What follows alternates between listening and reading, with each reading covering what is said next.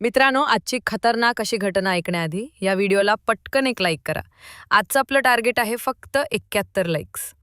वैजापूर तालुक्यातील खंडाळा येथे 35 वर्षीय संगीता ही नवरा रमेश आणि 9 वर्षाचा मुलगा सार्थक यांच्यासोबत राहत होती. ती एक गृहिणी होती.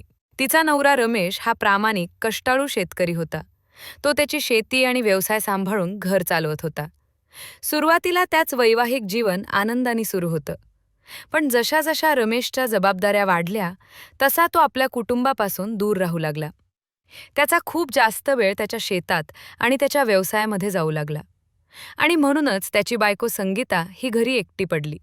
याच वेळी तिच्या आयुष्यामध्ये 55 वर्षांचा साहेबराव माणिकराव पवार हा म्हातारा पुरुष आला. तो वयाने संगीतापेक्षा 20 वर्षांनी मोठा होता.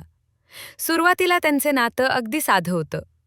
गावाला दर्शनाला गेलं की भेटणं, काही वस्तू खरेदी करायची असेल तर दुकानाच्या जवळ दिसणं, बोलणं, बाजारात गेल्यावर भेटल्यानंतर थोड्या गप्पा मारणं, एकमेकांच्या घरच्या गोष्टीवर एकमेकांशी बोलणं, हे सुरुवातीला त्या दोघांमध्ये चालायचं.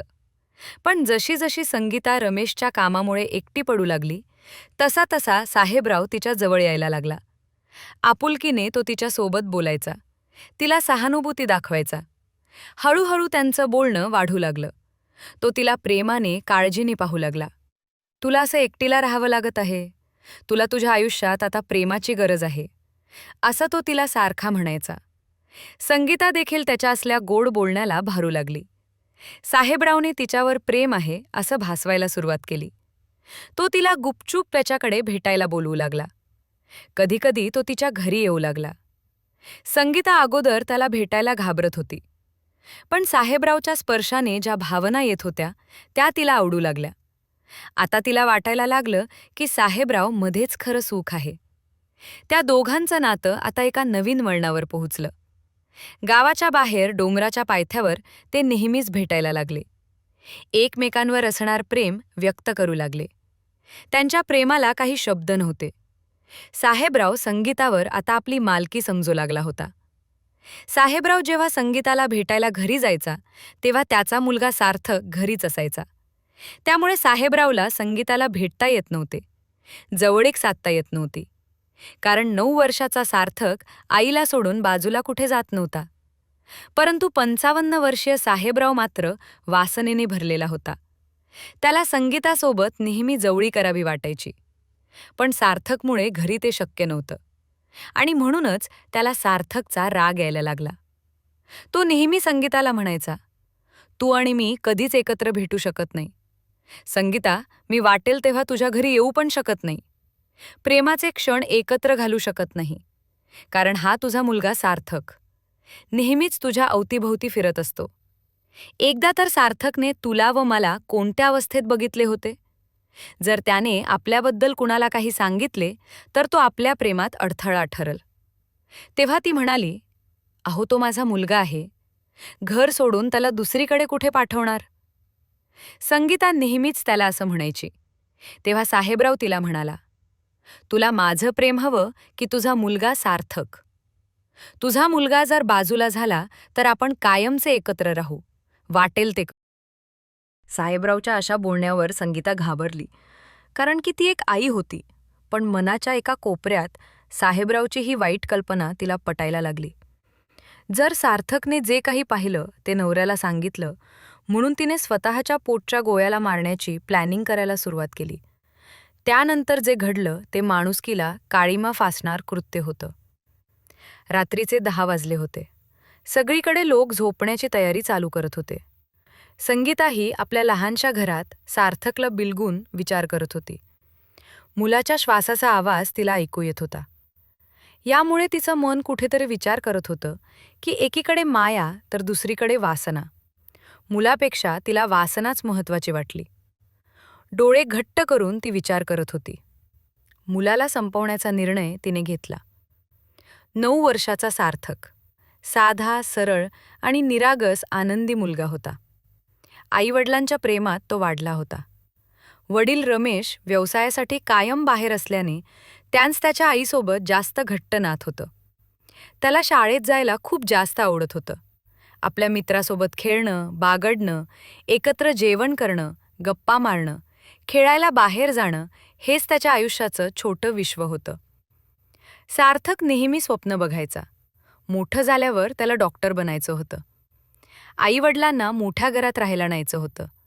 पण त्या छोट्याशा सार्थकला हे माहीत नव्हतं की त्याच हे स्वप्न स्वप्नच राहणार होतं. संगीता रमेश बागुल ही सामान्य महिला असून वयाच्या 32व्या वर्षी तिला प्रेमाचा एक नवीन अनुभव मिळाला. साहेबराव पवार तिच्या नवऱ्यापेक्षाही खूप वेगळा होता. तिच्या प्रत्येक इच्छांची काळजी घेणारा, तिला शारीरिक तसंच मानसिक सुख देणारा होता. तिला आता मनोमन वाटायला लागलं की साहेबरावच आपला खरा साथीदार आहे. तो तिचा सगळं काही आहे. पण त्याच्या प्रेमात अडथळा येत होता, तो सार्थकचा.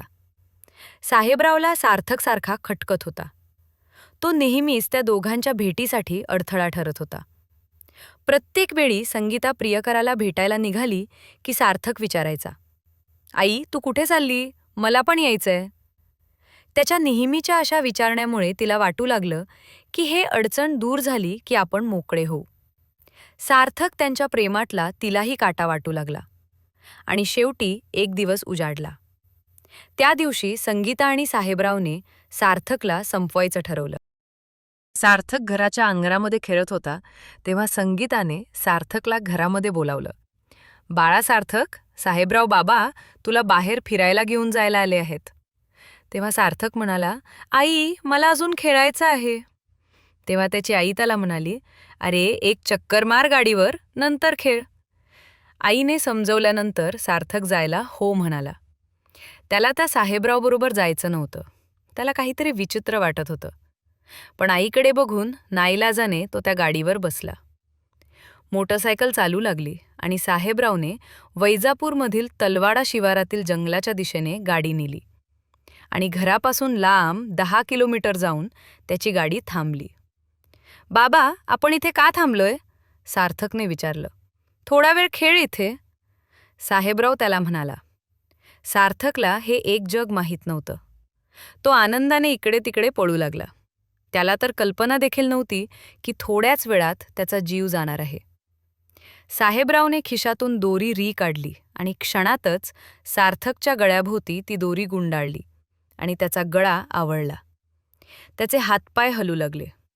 स्वतःला वाचवण्यासाठी तो झटपट करू लागला. पण त्या पुरुषी शक्तीसमोर त्याची शक्ती कमी पडली. त्या लेकराची त्या माणसाला दया आली नाही. त्याने अजून जास्त घट्ट दोरी आवळली. हळूहळू हालचाल त्याच्या तोंडातील आवाज कमी झाला आणि शेवटी त्याचा मृत्यू झाला. त्या निर्दयी साहेबरावने त्याचा मृतदेह डोंगराच्या खाली ढकलून दिला आणि शांतपणे तसं काही झालंच नाही असं समजत तिथून तो निघून गेला. मूल गेल्यास दुःख संगीताला होतं असं दाखवत रडत रडत ती पोलीस स्टेशनमध्ये गेली. संगीताने आपल्या मुलाच्या अपहरणाची तक्रार पोलीस ठाण्यात नोंदवली. "साहेब, माझं मूल सापडत नाही, तो हरवला आहे," अशी तक्रार तिने तिथे दिली. पोलिसांनी सार्थकचा शोध घ्यायला सुरुवात केली. पोलिसांनी वैजापूरमधील तळवडा शिवारातील जंगलातल्या दरीत एक मृतदेह कुजलेल्या अवस्थेत आढळला. शरीर पूर्ण फुगलेलं, पण कपडे पाहून ओळख पटली की तो सार्थकच आहे. मुलाला बघून संगीता हंबरडा फोडून रडू लागली. "माझ्या बाळाला कोणी मारलं," असं ती म्हणू लागली. पण पोलिसांना तिच्यावर संशय आला. तिचं रडणं खोटं वाटलं. मुलाचा प्रेत पाहून तिच्या चेहऱ्यावर दुःख न दिसल्याने पोलिसांनी तिलाच विचारपूस करायचं ठरवलं. पोलिसांनी संगीताला ताब्यात घेतलं आणि हिसका दाखवताच तिने गुन्ह्याची कबुली दिली. पुढे त्यांच्यावर कारवाई झाली आणि ही केस कोर्टमध्ये चालू आहे. मित्रांनो, या दोघांनी जे काही केले त्याबद्दल तुम्हाला काय वाटतं? कॉमेंट्समध्ये नक्की सांगा. धन्यवाद.